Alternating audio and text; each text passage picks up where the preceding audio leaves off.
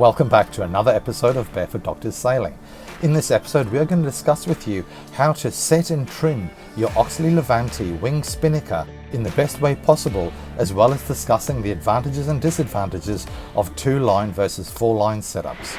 Okay, we are here with Paul Badenhurst and we're going to talk about how to set an Oxley and how to trim it and all that really important stuff for when you're actually going. So let's first talk about the halyard. How high do you pull the halyard up when you're hoisting your Oxley? John, when we take the halyard up, the sock up, we take it up to about 1 meter from the top of the mast. We leave 1 meter on the halyard free. As I said, after every watch, in our case, after every 3 or 4 hours, we bring it up maybe an inch or two, and then another inch or two after another 4 hours. And we gradually do that until we are about 1 foot away from the roller, from the top of the mast. And then we start gradually letting it out a bit after 2 hours, letting it out a little bit more. That just prevents a chafe spot. You can't prevent chafe completely, but we can certainly minimize it, and that is why we do that. So the next question would be, how do you set your tack line or your guy line, which is a rope on the windward side of the sail? I like to look at the wind angle that we are sailing at. We are sailing at the moment at 165 to the starboard, 165 on wing vane. Yeah, that's right there. And our response level is also set at leisure, just to give the boat a little bit more freedom to move. And because we're at 165, I want to keep the sail as wide open as possible. So that's why I would shorten the guy line to keep the sail open as much as possible. If we were sailing at 120, I would let it out a little bit and pull the sail around. That gives us a little bit more angle to sail it. But to keep the sail as wide as possible, we keep the tack line short. You can see there is more or less as wide as it can go. Yeah, yes. So in simple terms, if you're going deep, you have it shorter, so it's pulled over to the windward side.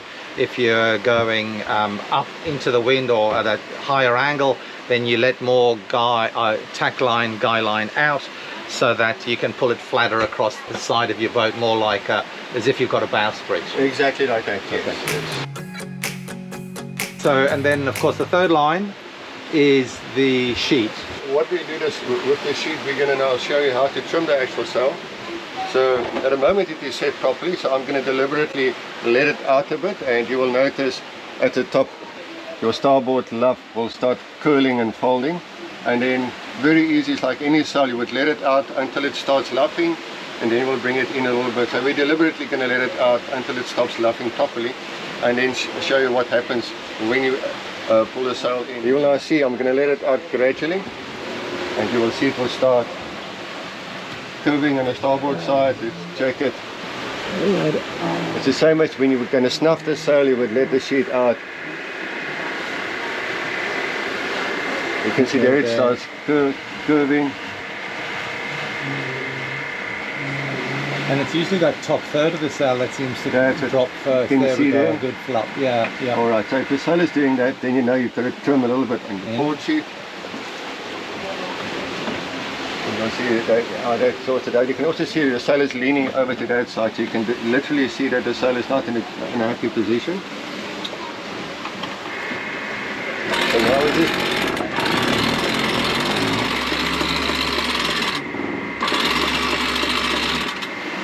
till you see it no longer luffs. Yeah, you've pulled in just past the point that it luffs. Yes. So this is exactly the same as any other setting of any other sail. As simple as that. It's really not complicated to trim the Oxley. Literally, if it's luffing, I just start curling just a little bit more, so I just give it a touch more.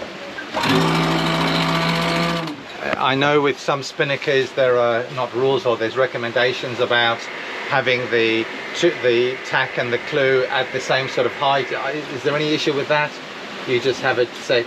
Not at all. On the Oxley, the wing actually acts as a soft batten, and that keeps the sail open, and it is a self-stabilizing sail, so no, you don't have to have your clews or your 2 tack lines exactly the same height with a normal symmetrical spinnaker. Asymmetrical spinnaker, this is more, you can fly it like an asymmetrical spinnaker with a tack line and then your sheet on the other side, and literally the sail will take the shape that you set it in, and it will keep on moving and stabilizing the boat.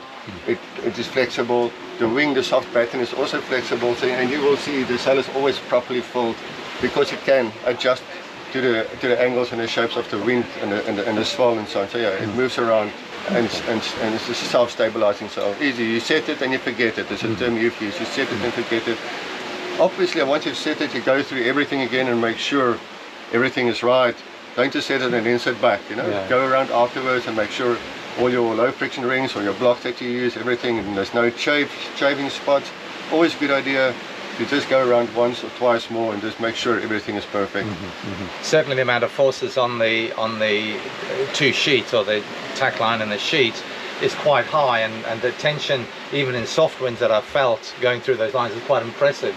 So if you do have any rough points or sharp corners that your ropes are going through, it certainly does tend to damage your sheets, doesn't it? Yes, yes. So let's talk about the pros and cons of 2 lines versus 4 lines on the sail. All right, if you are sailing in a met or in a race where you need to jibe quite constantly, every hour or every 2 hours you want to jibe, then I would recommend using a lazy guy and a working guy line and a lazy sheet and a working sheet. Then it's very simple to just stand and just jibe. The reason why we don't do it is that you've got then extra lines on a sail, and especially in very light conditions like we've got now, 6 knots apparent wind speed, 10 knots true wind speed, and by having more lines on it you actually weigh the sail down.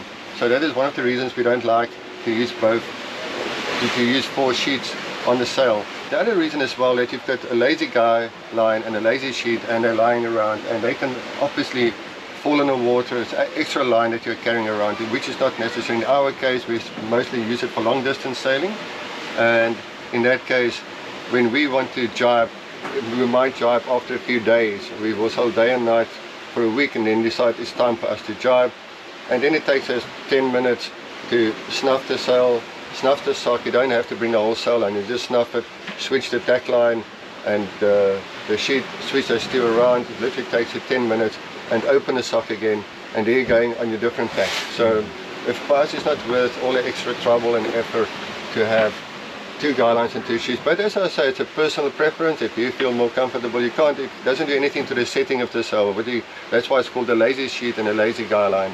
They do nothing. At that stage they're just hanging there waiting for you to jibe. But then you will also need extra winches. For example, what you will do if you wanted to jibe now, you would let this guy line out and bring that guy line in. So actually let that one out, you pull that guy line in and bring this sheet around. So you let your guy line out and your starboard tack, we would let a guy line out, and as you take it out, we'll bring the sheet in at the same time, and with that one, let the sheet out on the port side, we would let the sheet out and pull it down with the guy line on that side. So it's just simply giving them the one and pulling the other one down. So simply just doing that movement. It's a very simple movement. It's quite easy. It's not dangerous or anything. And you don't have to stop the boat. We don't stop the boat obviously when we snuff, but we do start the motor just to keep some motion in the boat. If you use two guy lines and 2 tack and 2 sheets, you certainly don't have to start the motor. You can do it on the run. So some people have commented that your guy lines allow you to adjust the height of your sail. So if we wanted to adjust the height of our sail, we could let it out a bit, but on the angle we're sailing now at 165, we try and keep the sail as open as possible, and we're assisting the soft wing, the soft pattern created by the wing. We're assisting that by keeping this clue on the side, keeping it as far as possible to our starboard. We're on the starboard tack, so you can see that it's keeping very much straight. So in fact that one line is all you need to control the height. If you want to go high or low, you just shorten that line. Yes. Okay. We hope this video was useful to you all, and if people want more information about the practicalities of using an Oxley sail, or if you're looking to purchase one, contact Paul Badenhurst on his Facebook page and he will give you direct, immediate and comprehensive support. All the best guys, and hopefully that was useful for you all. See you barefoot and out on the water.